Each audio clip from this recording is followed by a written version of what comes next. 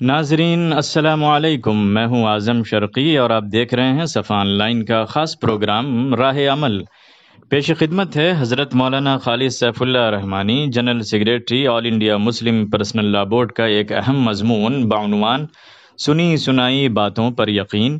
اس سے پہلے ناظرین سے گزارش ہے کہ اگر آپ پہلی بار ہمارا پروگرام دیکھ رہے ہیں تو ہمارے چینل کو ضرور سبسکرائب کر لیں اور ویڈیو لائک کرنا نہ بھولیں۔ اب سنتے ہیں مولانا کی یہ تحریر۔ اللہ تعالیٰ نے انسان کی صلاحیتوں کو محدود رکھا ہے، اس کی قوتیں ایک خاص دائرے میں کام کرتی ہیں۔ مثلا انسان کو ایک بہت بڑی نعمت دیکھنے کو دی گئی ہے، پتھر اور لوہے کس قدر مضبوط ہیں، سمندر کا دامن کس قدر وسیع اور بے پناہ ہے، لیکن وہ دیکھ نہیں سکتے۔ انہوں نے آج تک خود اپنے حسن و جمال کو بھی نہیں دیکھا ہوگا، لیکن انسان ایک خاص حد تک ہی چیزوں کو دیکھ سکتا ہے۔ اگر کوئی رکاوٹ نہ بھی ہو تو انسان کو آدھے 1 کلومیٹر سے آگے کی چیزیں صاف نظر نہیں آتیں۔ اگر بیچ میں دیوار حائل ہو تو بالکل قریب کی چیزوں کو بھی وہ نہیں دیکھ سکتا۔ انسان میں سننے کی صلاحیت رکھی گئی ہے، لیکن اس کا بھی یہی حال ہے، اس کی سماعت کا دائرہ چند فرلانگ تک ہوتا ہے۔ یہ بھی اس وقت ہے جب کوئی چیز حائل نہ ہو، ورنہ 2 کمروں کے بیچ چند انچ کی دیواریں ہوتی ہیں اور ایک طرف کی آواز دوسری طرف بالکل سنائی نہیں پڑتی۔ انسان کے دیکھنے اور سننے کے دائرے کو جو محدود رکھا گیا، بظاہر یہ ایک محرومی معلوم ہوتی ہے، لیکن حقیقت میں یہ بجائے خود اللہ تعالیٰ کی بہت بڑی نعمت ہے۔ ہر انسان اپنے لیے تنہائی، پرائیویسی چاہتا ہے جو دوسروں کی مداخلت سے آزاد ہو۔ انسان کی بہت سی ضروریات ایسی ہیں جن میں دوسروں کی آنکھ اور کان کے تعاقب سے باہر ہونا اس کے لیے ضروری ہو جاتا ہے۔ فرض کیجئے کہ کسی مکان میں بہت سے کمرے ہوں، ہر کمرے میں الگ الگ لوگ رہتے ہوں، وہ سب ہم وقت ایک دوسرے کی نظر میں ہوں اور ایک دوسرے کی چھوٹی بڑی بات کانوں سے ٹکراتی رہتی ہو تو اس کے لیے زندگی گزارنا کتنا دوبھر ہو جائے گا۔ اسے اپنے مکان میں رہتے ہوئے بھی ایسا محسوس ہوگا کہ وہ ریلوے کے کسی پلیٹ فارم پر مقیم ہے۔ اس لیے انسان کی صلاحیتوں کا محدود ہونا بظاہر ایک محرومی معلوم ہوتی ہے، لیکن در حقیقت یہ بھی اللہ تعالیٰ کی ایک بہت بڑی نعمت ہے اور انسان کے لیے سامان راحت بلکہ ایک ضرورت ہے۔ انسان اپنی محدود دیکھنے اور سننے کی صلاحیت کی وجہ سے بہت سی باتیں جاننے میں دوسروں کی اطلاع کا محتاج ہوتا ہے۔ اس کے سوا چارہ نہیں کہ اپنے چشم سر سے دیکھے اور گوشے سر سے سنے بغیر بعض امور کو تسلیم کرے۔ اس لیے دنیا کا سارا کاروبار دوسروں کی دی ہوئی خبر پر اعتماد و یقین سے متعلق ہے، اور اسی طرح نظام زندگی جاری و ساری ہے۔ خبریں صحیح بھی ہوتی ہیں اور غلط بھی، سچی بھی ہوتی ہیں اور جھوٹی بھی، خبر دینے والے جھوٹے بھی ہوتے ہیں۔ بعض لوگ طبعاً برے نہیں ہوتے، لیکن ان کی طبیعت میں مبالغہ ہوتا ہے۔ وہ لفظوں کے ایسے بازیگر ہوتے ہیں کہ سننے والوں کو رائی پہاڑ محسوس ہوتا ہے۔ کچھ لوگ شریف اور نیک تو ہوتے ہیں، لیکن سادہ لوح اور بھولے بھالے ہونے کی وجہ سے ہر طرح کی باتوں کا یقین کر لیتے ہیں، کسی خبر پر جرح نہیں کرتے اور اس کے کھرے کھوٹے کو پرکھے بغیر مان لیتے ہیں۔ بعض حضرات سے کسی بات کو سننے یا سمجھنے میں غلط فہمی ہو جاتی ہے، اور یہ مختلف اسباب ہیں جن کی وجہ سے دانستہ یا نادانستہ اور بالارادہ یا بلا ارادہ خلاف واقعہ باتیں لوگوں میں چل پڑتی ہیں، اور ایسے ہی بے سروپا باتوں کو ہوا کہتے ہیں۔ بارہا ایسا ہوا کہ کسی شخص نے کچھ لوگوں کو بھاگتے ہوئے دیکھا۔ یہ دوڑ بھاگ کسی اور سبب سے تھی، لیکن شہر کی فضا کو دیکھتے ہوئے بعض لوگوں کو خیال ہو گیا کہ شاید 2 گروہوں کے درمیان تصادم ہو گیا ہے۔ اب اس خوف سے انہوں نے خود بھاگنا شروع کیا۔ آتے ہوئے راستے میں جو لوگ ملے، ہمدردی اور بہی خواہی میں انہیں بھی واپس ہونے کی صلاح دے دی۔ پھر خبر ایک محلے سے دوسرے محلے میں پہنچی اور ایک فرقے کے ناسمجھ لوگوں نے دوسرے فرقے کے لوگوں پر وار کر دیا، یہاں تک کہ دیکھتے دیکھتے پورا شہر فساد کی آگ میں بھڑکنے لگا، اور اس بے تحقیق خبر کی چنگاری نے پورے علاقے کے امن و امان کو نظر آتش کر دیا۔ اس طرح کے واقعات ہمارے سماج میں پیش آتے رہتے ہیں۔ افواہوں کی بنا پر گروہی لڑائیاں ٹھن جاتی ہیں، ادارے اور جماعتیں تقسیم ہو جاتے ہیں، اجتماعی کاموں میں رکھنا پڑتا ہے، خاندانوں میں نفرت کی آگ سلگ جاتی ہے، بدگمانیاں پیدا ہوتی ہیں، یہاں تک کہ میاں بیوی میں طلاق کے واقعات پیش آ جاتے ہیں، والدین، اولاد اور قریب ترین اقارب کے درمیان نفرت کی دیوار کھڑی ہو جاتی ہے۔ افواہوں کی گرم بازاری نے بہت سے مخلص، محب قوم، برگزیدہ شخصیت صلاحیتوں کو بے آبرو کیا ہے اور خود غرضی و بدخواہ افراد کی طال آزمائی کو کامیابی سے ہمکنار کر کے قوم و ملت کو ناقابل تلافی نقصان پہنچایا ہے۔ افواہوں کو جنم دینا، انہیں پھیلانا اور ان کو تقویت پہنچانا نہایت ہی ناشائستہ اور نامناسب عمل ہے۔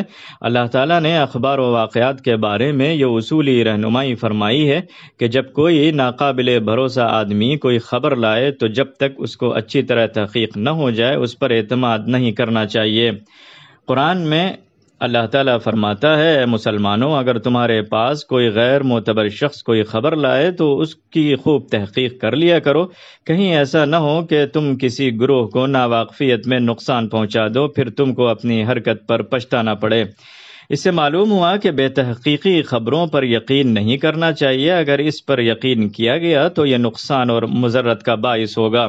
یہ آیت خاص واقعے کے پس منظر میں نازل ہوئی ہے۔ رسول اللہ صلی اللہ علیہ وسلم نے قبیلہ بنو مستلق کی طرف جو مسلمان ہو چکے تھے اپنے نمائندہ ولید بن عقبہ کو بھیجا۔ بنو مستلق نے جب نمائندہ نبوی کو دیکھا تو ان کے احترام و توقیر کے لیے آبادی سے باہر نکل آئے۔ ولید نے سمجھا کہ یہ لوگ ان کے قتل کے در پہ ہیں اور پچھلے پاؤں واپس آ گئے۔ آ کر حضور کو اطلاع دی کہ یہ لوگ مرتد ہو گئے ہیں، یہ زکوٰۃ ادا کرنے کے منکر ہیں اور ان کے قتل کے در پہ ہو گئے تھے۔ آپ صلی اللہ علیہ وسلم نے ان سے جہاد کا ارادہ فرما لیا۔ ابھی تیاری کے مرحلے میں تھے کہ بنو مستلق کا وفد آ پہنچا۔ انہوں نے عرض کیا کہ آپ کے قاصد آ رہے تھے، ہم اس لیے نکلے کہ ان کا استقبال کریں اور اپنی زکوٰۃ ان کی خدمت میں پیش کریں۔ ہمیں معلوم ہوا کہ انہوں نے یہ خیال کیا ہے کہ ہم لوگ ان سے جنگ کے لیے نکلے تھے، سو یہ غلط ہے۔ اسی موقع سے یہ آیت نازل ہوئی۔ غور کیجئے کہ یہ عہد نبوی کا واقعہ ہے اور یہ اطلاع ایک صحابی رسول کی تھی۔ انہوں نے دانستہ غلط بیانی سے یقیناً کام نہیں لیا تھا کہ یہ مقام صحابیت سے فروتر بات ہے، بلکہ یہ محض غلط فہمی کا نتیجہ ہے۔ نادانستہ غلط فہمی بھی کتنے بڑے انتشار کا پیش خیمہ بن سکتا تھا، تو جہاں افواہیں بالقصد پیدا کی جاتی ہوں ان سے کس قدر نقصان ہوگا۔ افواہوں کے پھیلنے کے چند خاص اسباب ہیں۔ ان میں سے ایک اہم سبب یہ ہے کہ لوگ سنی سنائی ہوئی بات کو نقل کرتے چلے جاتے ہیں، خواہ وہ بات کسی قدر بھی بے بنیاد ہو۔ بعض لوگوں نے اس کے لیے دروغ برگردن راوی کی ایک خود ساختہ بیساکھی تیار کر رکھی ہے اور اس کے ساتھ ہر گفتنی اور ناگفتنی کو نقل کر دینے میں کوئی عار نہیں محسوس کرتے۔ یہ بھی خدا سے بے خوفی کی بات ہے۔ رسول اللہ نے بیماری کی تشخیص کرتے ہوئے فرمایا، آدمی کے گناہگار ہونے کے لیے یہ بات کافی ہے کہ وہ ہر سنی ہوئی بات کو نقل کر دے۔ ہر سنی سنائی بات کو نقل کرنے سے معاشرے میں کس طرح بگاڑ پیدا ہوتا اور فساد پھیلتا ہے، اس کی مثال آپ صلی اللہ علیہ وسلم کی حیات طیبہ میں پیش آنے والا واقعہ افک ہے۔ کچھ بیمار ذہن منافقین نے امت کی ماں سیدنا حضرت عائشہ صدیقہ پر تہمت لگا دی اور اس افواہ کو پھیلانے کی خوب کوشش کی۔ نتیجہ یہ ہوا کہ بعض سادہ لوہ مخلص مسلمان بھی اس میں شریک ہو گئے اور مدینے میں ایسے انتشار کی کیفیت پیدا ہوئی کہ حیات نبوی میں شاید ہی کسی اور واقعے سے آپ کو اس درجے تکلیف پہنچی۔ یہ اسی بات کا نتیجہ تھا کہ ایک سنی سنائی بات کو کچھ لوگ بلا تحقیق کہتے چلے گئے۔ ان افواہوں میں اضافہ ان لوگوں کی وجہ سے ہوتا ہے جو بری باتوں کے متلاشی رہتے ہیں۔ لوگوں کی برائیوں اور کوتاہیوں کے بارے میں تجسس سے جن کو لذت ملتی ہے اور کسی واقعے میں اگر چند احتمالات ہوں تو منفی پہلو کی طرف ان کا ذہن زیادہ چلتا ہے۔ اس طرز عمل کو حضور نے پسند نہیں کیا، اسی لیے تجسس کو منع کیا گیا اور ان لوگوں کو کج فکر قرار دیا گیا جو کسی بات کو غلط تعویل و توجیہ کے در پہ ہوتے ہیں۔ قرآن کہتا ہے، تو جن لوگوں کے دلوں میں کجی ہے وہ فساد پیدا کرنے کے ارادے سے اور اس کے من چاہے مطلب کی تلاش میں مبہم آیتوں کے پیچھے پڑے رہتے ہیں۔ افواہیں عام طور پر اعلانیہ نہیں پھیلائی جاتی، ریڈیو اور اخبارات کو ان کا ذریعہ نہیں بنایا جاتا۔ ویسے آج کل حکومتوں کے غیر ذمہ دارانہ اور ذرائع ابلاغ کی جانبدارانہ رویے کی وجہ سے ایسا بھی ہو رہا ہے، بلکہ زیادہ تر سینہ بسینہ افواہیں پھیلائی جاتی ہیں اور سرگوشیوں کے ذریعے گشت کرتی رہتی ہیں۔ اسی لیے زیادہ تر سرگوشیوں کو قرآن مجید نے پسند نہیں کیا۔ کسی بھی خبر کے بارے میں صحیح طریقہ یہ ہے کہ یا انسان خود اس کی تحقیق کر لے یا کم از کم ایسے سمجھدار، معاملہ فہم اور زمانہ آگاہ لوگوں کی طرف رجوع کرے جن کے بارے میں توقع ہو کہ وہ مناسب طریقے پر اس کی تحقیق کرنے کے بعد کوئی صحیح قدم اٹھائیں گے۔ اللہ تعالیٰ کا ارشاد ہے، جب ان کو امن یا خوف کی کوئی خبر ملتی ہے تو اس کو مشہور کر دیتے ہیں، اور اگر وہ اس کو رسول اور اپنے میں سے ذمہ داروں تک پہنچا دیتے تو ان میں سے جو تحقیق کرنے والے ہیں وہ اس کی تحقیق کر لیتے، اور اگر تم پر اللہ کا کرم اور اس کی مہربانی نہ ہوتی تو کچھ لوگوں کے سوا تو تم شیطان کی پیروی کر لیے ہوتے۔ اس آیت میں اللہ تعالیٰ نے اس بنیادی مرض کا علاج بتایا ہے جو افواہوں کا باعث ہوتا ہے، اور وہ یہ کہ جو باتیں اہم ہوں ان کے بارے میں اگر انسان خود تحقیق کی صلاحیت نہ رکھتا ہو تو اس کی صلاحیت رکھنے والوں سے رجوع کر لے، اور کسی بھی بات کو بلا تحقیق بیان کرنے بلکہ خود بھی اس پر یقین کرنے سے گریز کرے، کیونکہ انسان اپنے کانوں، اپنی آنکھوں اور اپنے دلوں کا مالک نہیں بلکہ امین ہے۔ اس کے بارے میں وہ عند اللہ جواب دہ ہے۔ اسی کے ساتھ اعظم شرقی کو دیجیے اجازت۔